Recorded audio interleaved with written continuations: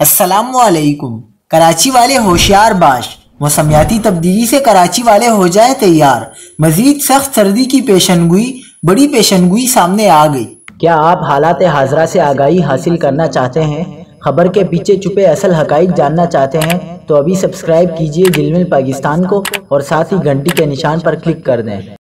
آپ کو بتاتے چلیں کہ کراچی میں کل سے شدید سردی کی لہر کی پیشنگوئی، درجہ حرارت 4 سے 6 ڈگری تک گر سکتا ہے۔ محکمہ موسمیات نے شمالی بلوچستان میں آج سے شدید ترین سرد لہر کی پیشنگوئی کر دی ہے، جس کے باعث کراچی میں بھی کل سے ٹھنڈ بڑھنے کا امکان ہے۔ محکمہ موسمیات کا کہنا ہے کہ شمالی بلوچستان کا سرد موسم سندھ پر اثر انداز ہوگا۔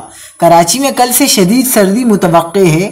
ڈائریکٹر میٹ آفس سردار سرفراز کا کہنا ہے کہ سردی کی نئی لہر ایک ہفتے تک برقرار رہے گی۔